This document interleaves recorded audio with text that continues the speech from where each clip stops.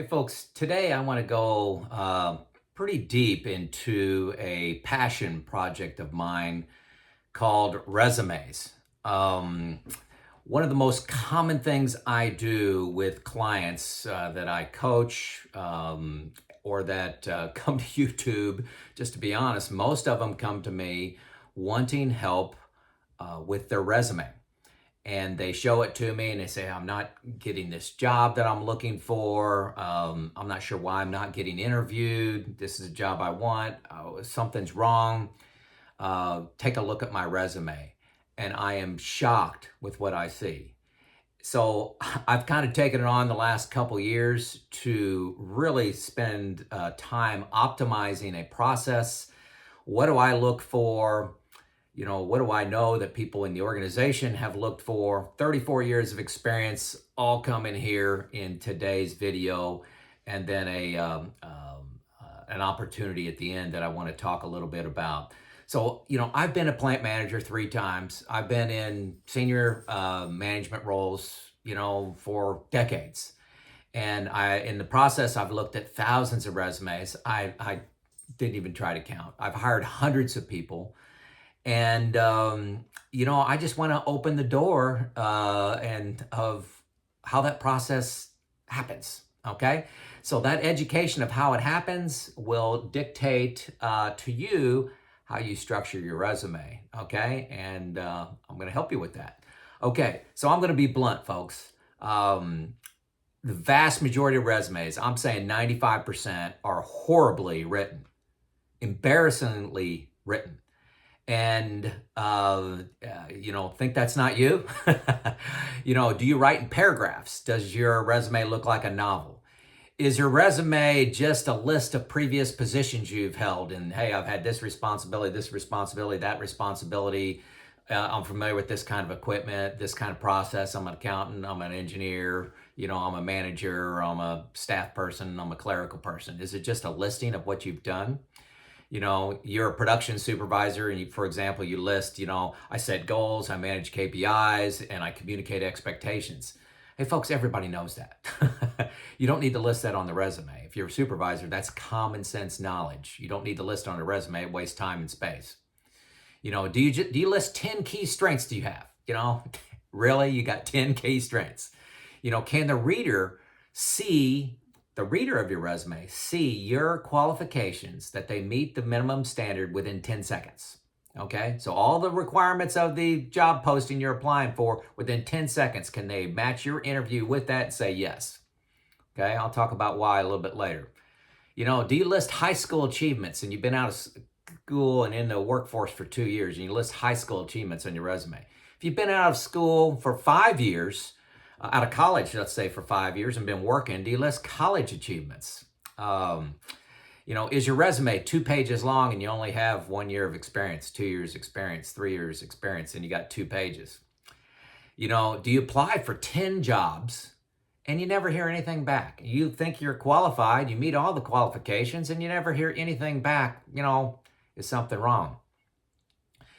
Do you list specific accomplishments? Do you say, hey, I accomplished this? Or do you just list jobs? Do you list results? What makes you different than 100 other candidates applying for this job, or you just kind of get thrown into the pile? If any one of these questions you say, yeah, that sounds like my resume, I can help. Okay, and you're in this 95% category of just not a gripping resume. Not gripping, doesn't stand apart. I mean, it's when you put yourself on the other side of the interview process, on the reading side, you see things completely different. So this has become one of my personal quests. Like I said, I spend three to five people a week helping with a resume. It's great. I love it. They love going through the process. They end up with a great product. But I can only do this 3 to 5 people a week. I can't reach the masses. So I'm writing this or making this video. The key that everyone misses, I already said this, is they look at the resume from their perspective instead of the person reading it. You're trying to be efficient and to communicate information to the reader. How do you make that a better experience for them? Okay? It's critical that you understand the process of resumes. One, companies, it's a process of elimination companies go through. So they post for a job on Indeed. 500 people apply, okay? You don't get read 500 resumes and in detail and try to rank order those. No, you try to screen them out. You look for reasons to throw away a percentage of those. So it goes from like 500 to 100 by just screening out.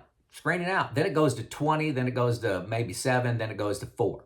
So that process, getting down to 7, is all about screening out and looking for a reason to throw your resume away. Don't give them a reason to throw it away. You know, it's a screening out process. Okay, you could be the best candidate, but if they don't see it in your resume, you get screened out. The initial screening is a word search, folks. You know this. They're looking for keywords in your resume that matches the job posting. You know, everybody does a good job at that. You know, believe me, you put so many words in your resume, you do a good job at that. But you know, several get screened out. Vast majority come out in that screening, gets you down to maybe 100. The first screening may be done by somebody from HR. You know, that doesn't even know the job. They don't even know the task, but they say, hey, I know the job qualifications. I'm going to glance at these resumes, see if I can throw away, get down from 100 to 20. And then the hiring manager, I'm going to hand 20. This is typical just to be efficient. HR does this.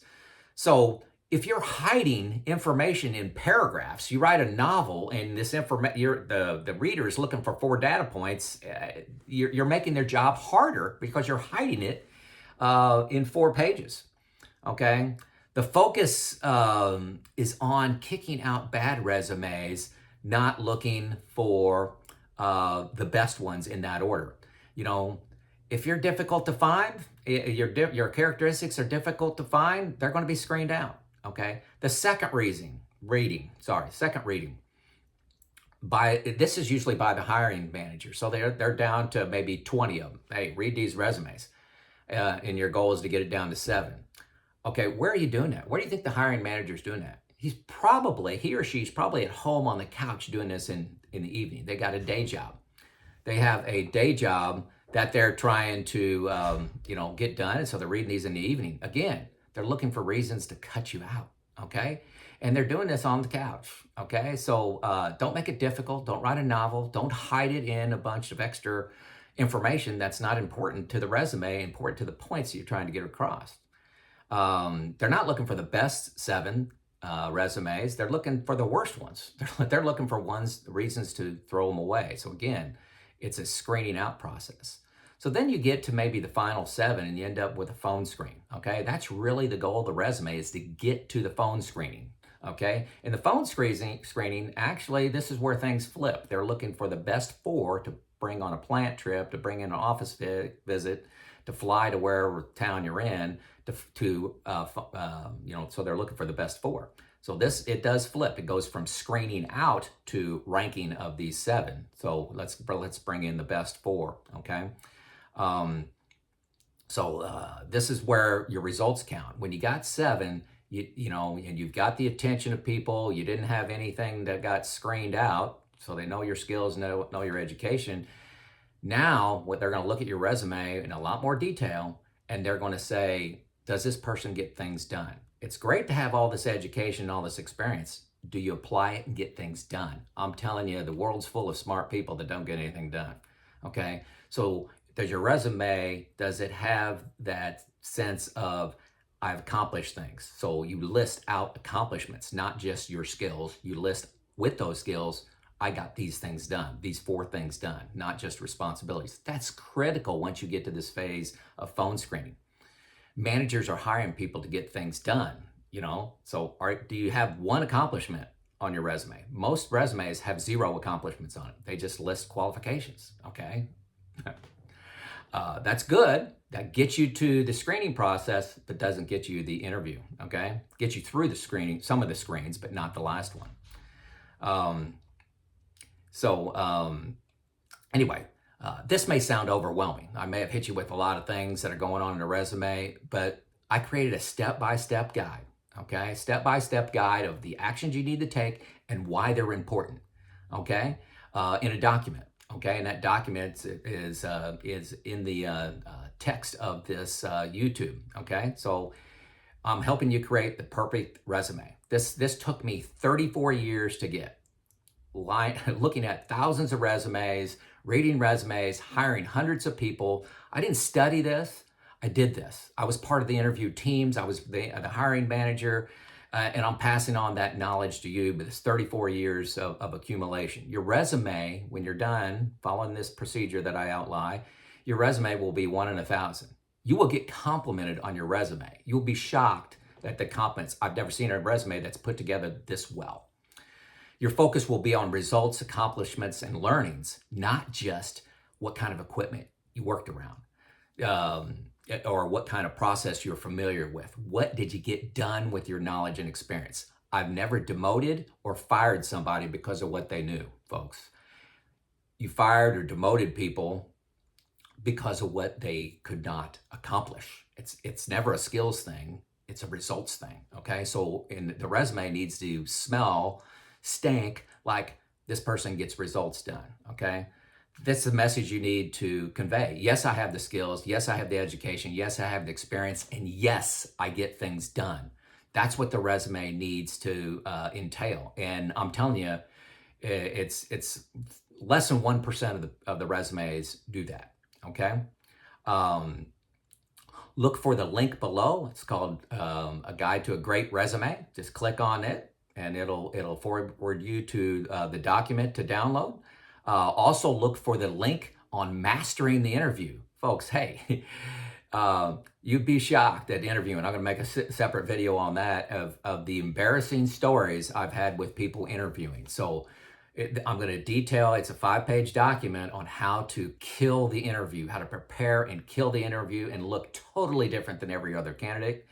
If you bundle the creating the resume and the interview steps, you bundle that, I give you a 25% savings. So look for those documents. It took me a long time to create those. I'm trying to make an impact in the world of how people prepare resumes and make sure we hire the best candidates, make sure you get that look and you don't have that frustration of why am I not getting this job? I'm fully qualified.